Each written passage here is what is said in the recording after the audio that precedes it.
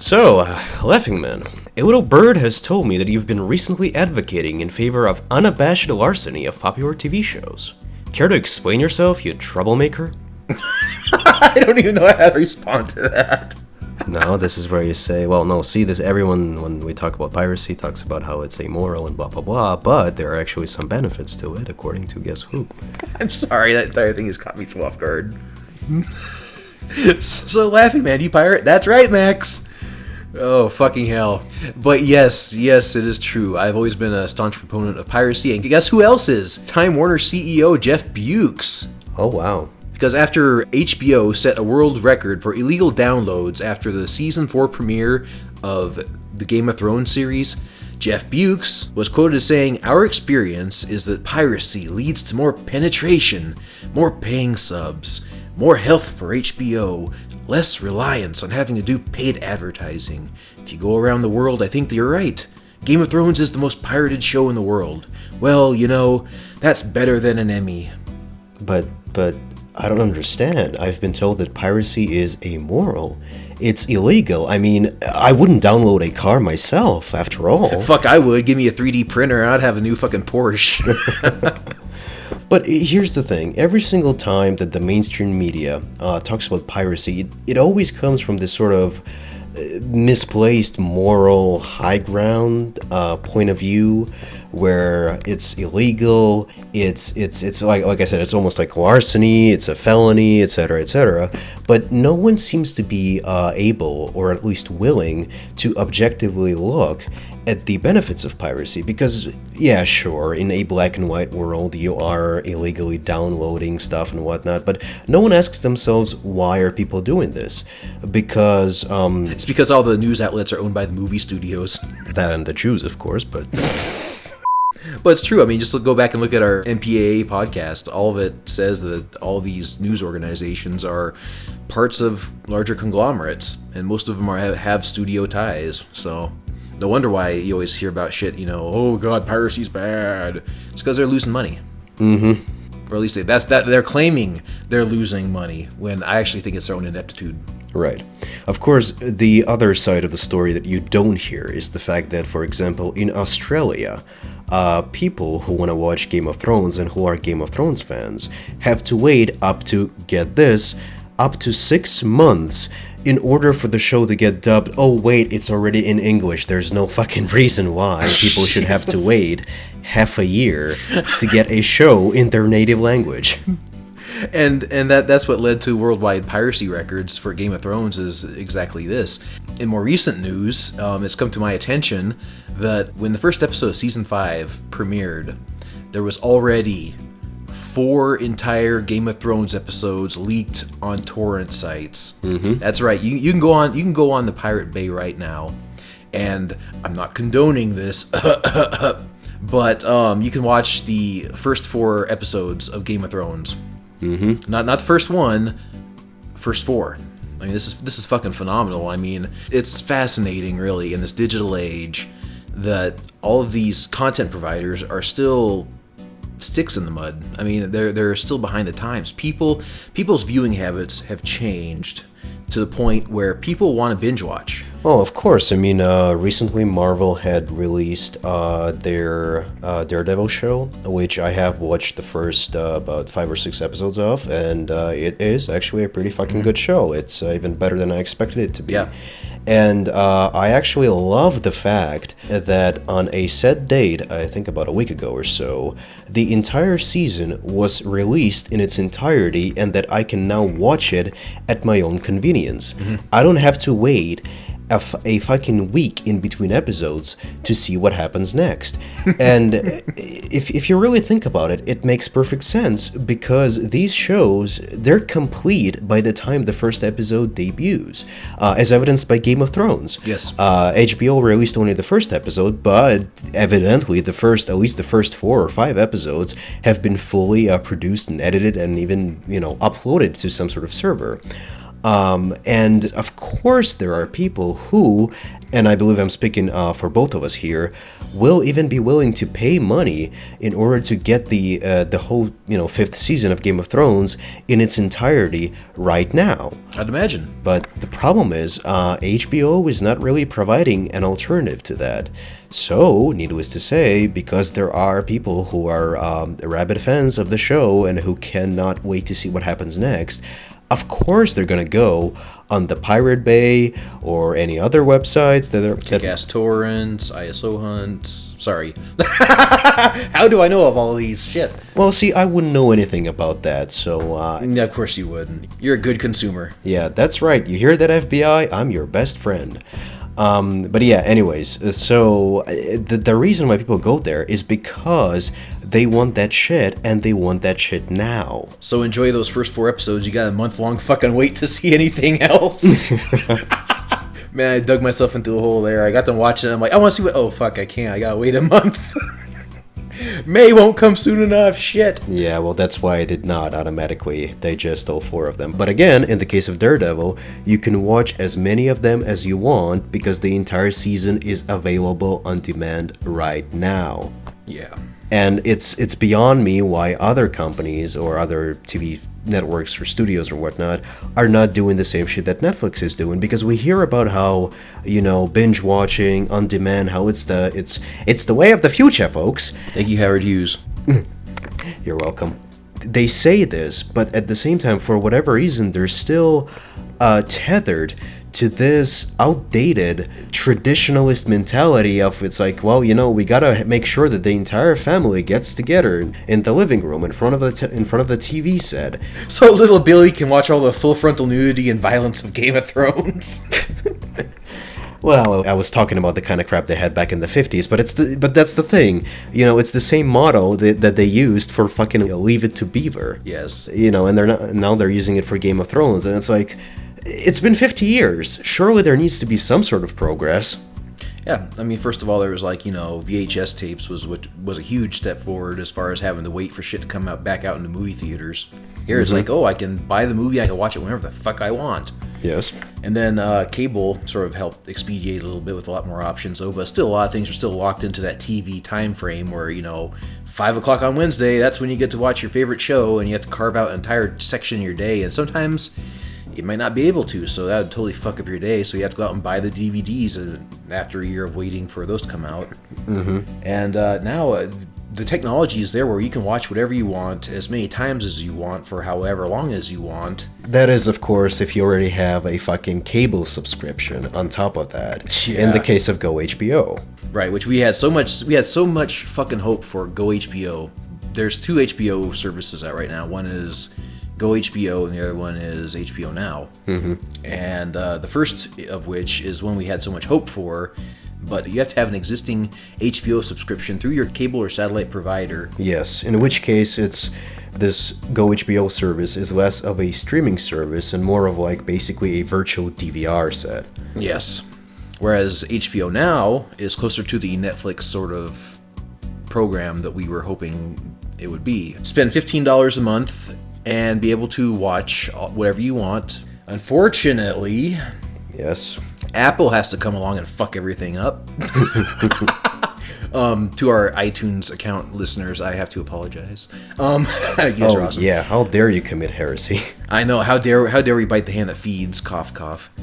But it's fascinating that HBO and Apple are working out an exclusive agreement to have the HBO programming be exclusive for 3 months through the Apple Store. Mm-hmm. So that's irritating. It's like 2 steps forward, 3 steps back. Yes, every single time they step on the right path, something else or some other company basically segues them into the wrong direction. As was the case with South Park and Hulu Plus. Oh God, yes, Christ. I mean, South Park. I'm one of those guys who has in the past downloaded every single episode of South Park. Mm-hmm. So when I hear on my door, I know it's the FBI coming over to serve me with that fucking FBI warning shit. But the South Park episodes were available on torrent sites, and Matt Stone and Trey Parker were like, I mean, we don't care. This is fucking awesome. People like our stuff. And I'm like, oh, wow. It's exposure. These creators understand that getting your product out there, like CEO of Time Warner, Jeff Bukes. They understand that getting the product out there is the best thing you can do, because that's how you create more fans of the show. It's almost like your comparison with a drug dealer. You get a little taste, you get hooked, and you keep on watching. You become a steady watcher. Their fan base grows, and more likely than not, since you can't watch the latest South Park episode online, or within the first week, then more likely than not you're gonna tune into Comedy Central to watch it. So for a while, South Park was giving away their videos through a totally free service. You can go in and watch whatever you want to watch. A couple of commercials and ads in between, but to get it for free, that's worth it. And to save a bunch of hard drive space, it's even better. Right. However, last time I was there, they started switching over to Hulu, which fucked everything up. Because what Hulu's doing is, to watch certain episodes, you have to have a Hulu Plus account. Meaning that all the idea of being able to go back and watch all of your favorite episodes without having to pirate them, without having to wait for them to come back around on the Comedy Central schedule, just got fucked. Yes. So it's like, oh, well, if you don't want to get your Hulu subscription, then you can go out and buy the DVDs, which is cumbersome in this day and age to have your shows on DVD. Okay, and here's what I don't understand. I realize that the partnership with Hulu is probably kind of a mutually beneficial deal where both of the companies get money and whatnot, but the problem is the South Park guys, they were already making money off of these online episodes, because during each episode there were like 3 or 4 commercial breaks, which I, as a South Park fan and a consumer who was grateful for such an accessible service, by posting the videos online so that I can watch them, any episode of any season, anytime I want. Right. I was even willing, and I did this, to disable my ad blocker. Not that I use it, of course, but yeah. Nor should you, by the way, you motherfuckers. Yes, nor should you. So when you're watching our YouTube videos, make sure you don't turn it on. Yeah, but anyways, I was willing to disable ad blocker and actually sit through those commercial breaks because, once again, as a consumer, I was grateful for them for creating this accessible service, and I didn't mind to give Matt and Trey a couple extra cents back. But again, the fucking Hulu thing kind of throws a monkey wrench into this entire thing, because all of a sudden it's like, no, wait a second, you have these episodes, you have the ads, I'm clicking on these ads to support you, but now you want me to also register an extra account on a website that I don't give a shit about? It's like, I guess it's back to Pirate Bay then. Yes. And that's just it. It's just another fucking hoop you have to jump through. And the entire point of piracy is it's all a matter of convenience. Yes. Because it's more convenient to download oh god Christ, I'm showing my age, but download the entire pirated show Perfect Strangers. What? Rather than waiting Perfect Strangers, Balky Bertakamoose. What? Before your time, Max. Before your time. It was a great show back in the day. Back in the early 90s, late 80s. It was culturally relevant, and now it's just whatever the fuck it is now. Lost to the wayside. They can't release these fucking TV shows on DVD or anything else because there's so many copyright issues. Ugh. Like little snippets of hit songs and cultural references that require a lot of licensing. So this is a TV series that's been stuck in release hell, and the only place to watch everything reliably is through a downloading service, right? The Pirate Bay, etc. So again, it's all a matter of convenience. If I could buy certain DVD sets, I would. No, but it makes sense because this is something we've talked about in the Nostalgia HD remakes, After Hours, in the past, how there are also certain video games that were released on stuff like DOS and whatnot that are not virtually, but literally unavailable to obtain in a physical version. They haven't been re-released on DVDs or Blu-rays or whatnot. So the only way to actually access those games are through emulation and downloading ROMs and whatnot. So in that case, how are you even doing anything illegal if the copyright owners aren't doing shit with that property? Right, exactly. They're not even giving you a way to buy it legally. That's like finding an abandoned vehicle that's been standing on a street corner or whatever for years and actually renovating it and whatnot, and all of a sudden someone else goes, "You can't do that!" Well, where's the fucking owner? I don't know, but still, you don't own the title. It's like, ugh, go fuck yourself. Yeah, it's just fucking amazing that a lot of this shit is stuck in copyright hell.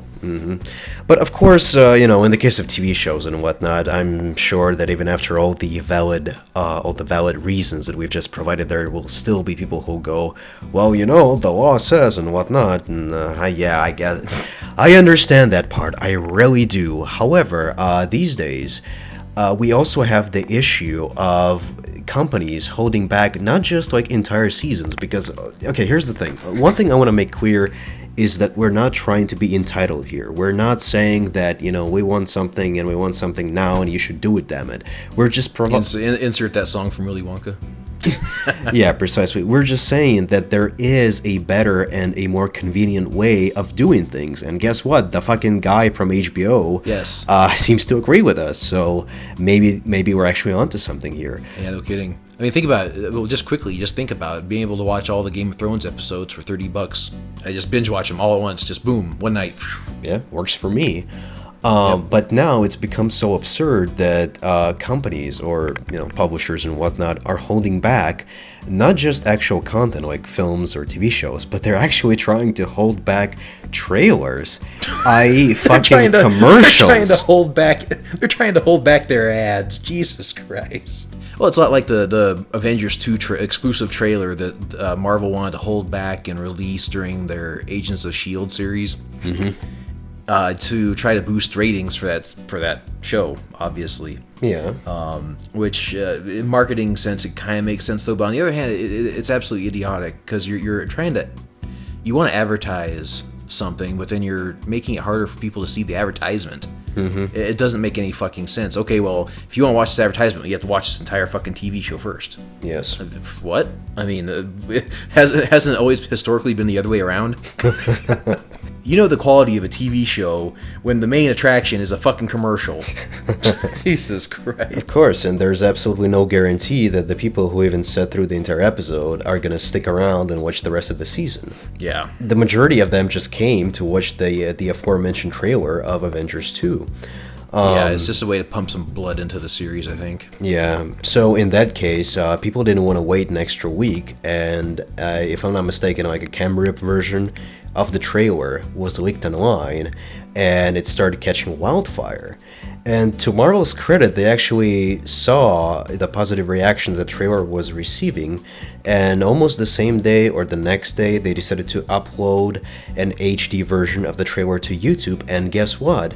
It was the most popular / viewed trailer for any of their movies in their history. Which would make you think that DC would actually follow their example, but instead, DC recently tried to pull an even more asinine trick than Marvel by forcing people to, get this, go on a website, register in order to get admission to a select few theaters across the country in order to fucking watch a 1.5-minute teaser trailer. Shit.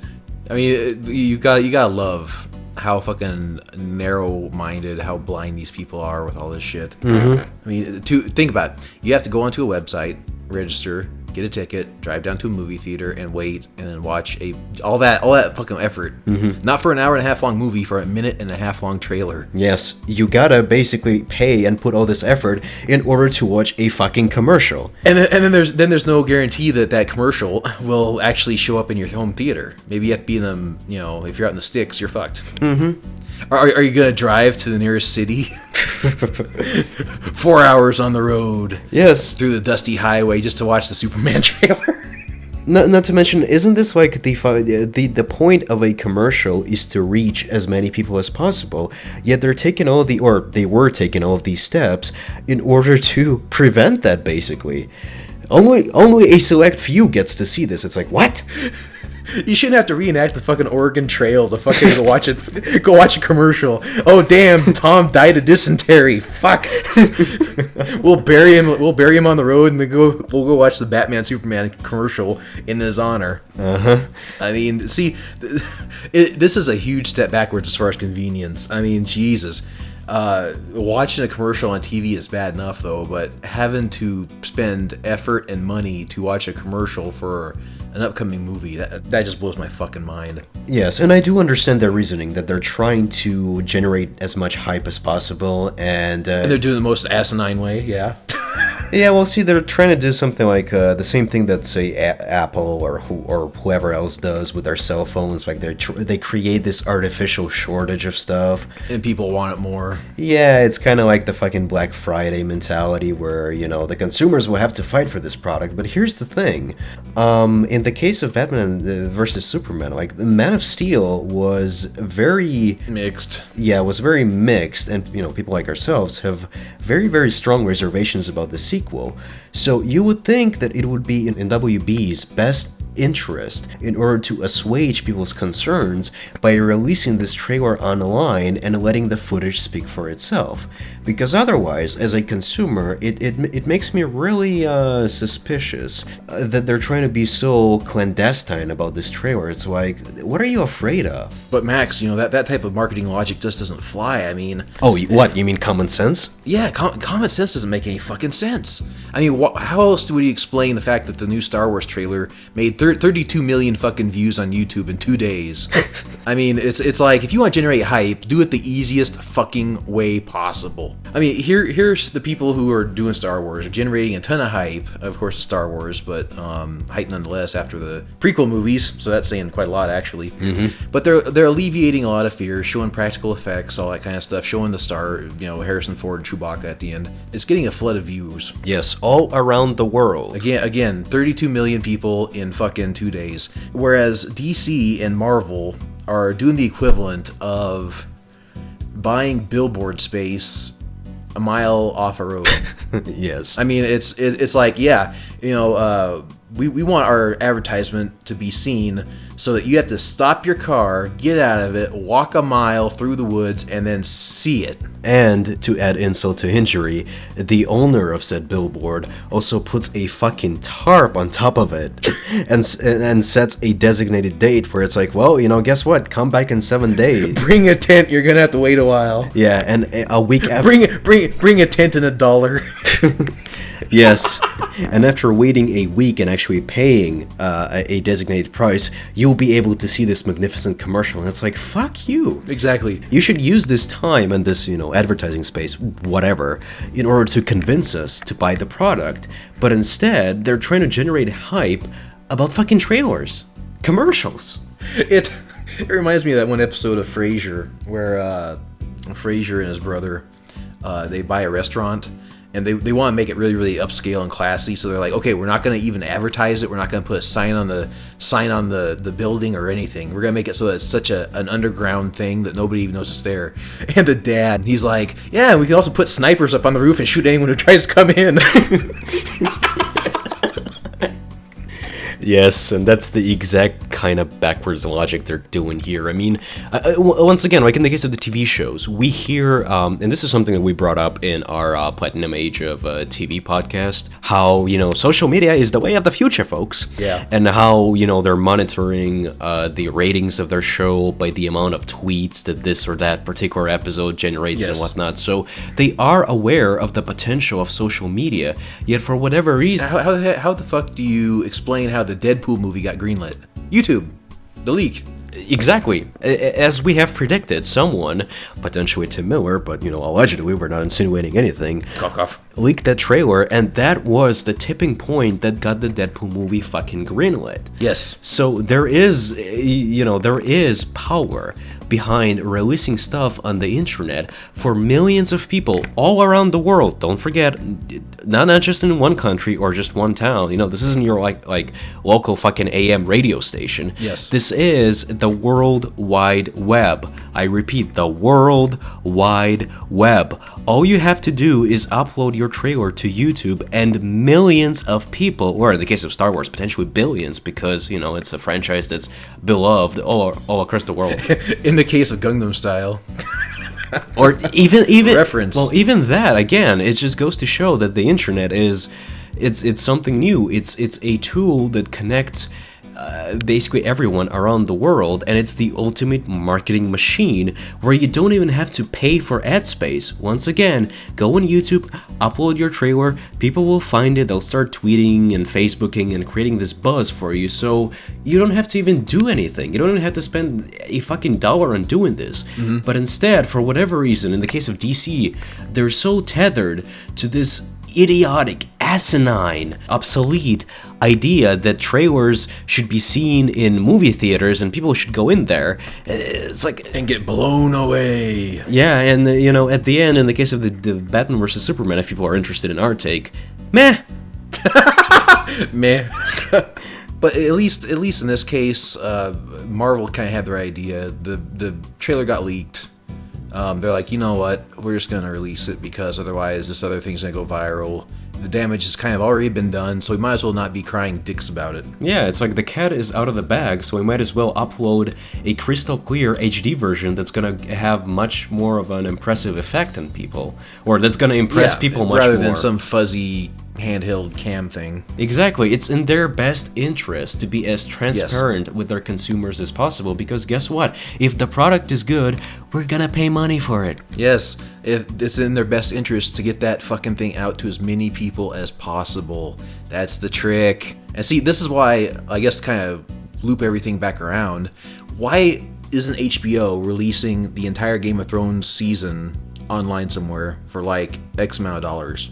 I'll tell you why, because once again, it all harkens back to that old fucking Leave It to Beaver model, where like the Game of Thrones on a regular has like 10 episodes per season, and they release one episode per week. So from HBO's perspective, from the perspective of the owners of the company, or at least the person who's like in charge of fucking scheduling and whatnot, they're guaranteed to have an hour worth of content every week for 10 weeks. So they don't have to worry about filling up that dead airspace. So it kind of makes sense. But what we're talking about here is also creating an alternative source of revenue on the internet, right, where people who don't want to, say, have a cable provider can just... I didn't want to make this analogy, but that's exactly what I'm asking, though. Is why isn't there an online alternative right now where you can go in and watch all 10 episodes of the Game of Thrones series, the entire season 5? Because almost half of the season has been released. So either this is a brilliant marketing strategy by HBO to get people hooked and to get people angsty to see what happens in the next 6 episodes. Right. Because again, you give drug dealer mentality, you give someone a little bit of a taste and you get them hooked. And nothing's more accessible than free. So yes, I don't know. I just don't know why they're not either releasing everything digitally like Netflix does on Daredevil.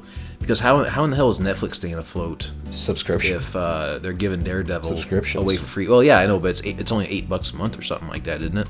$10 maybe. $10 a month, but if you have millions of people subscribe to your service because it's convenient. Well, it's the same thing with HBO then. Why doesn't HBO put the entire series of Game of Thrones behind a paywall? Well, hey, $15 a month, you can watch all of season 5 and every other season that came before that.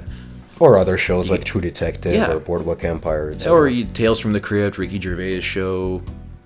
The list goes on. To be fair to HBO, they are kind of, taking the proper steps in that direction with HBO Now, but even then, there's the whole bait and switch with, you being required to have an Apple account. Yeah. So, little by little, they are kind of moving into the right direction, and it is sort of unheard of, if you think about it, for an HBO, for a TV network executive to say, you know what, maybe there's actually some good in this whole piracy thing. Especially after years of this whole, you wouldn't download a car, or that... You wouldn't shoot an old lady, like the Boondocks. I fucking love those faux trailers in the Boondocks. Great. Yes. This guy's beating the shit out of this old lady. You wouldn't kill an old lady, then why would you pirate a movie? And I'm sorry, I didn't mean to kill your lady. Well, that's the thing. It's like they've created such a strong moral panic about piracy that it's like, it's almost like if you admit to piracy, it's almost like you're admitting to being a fucking kid toucher.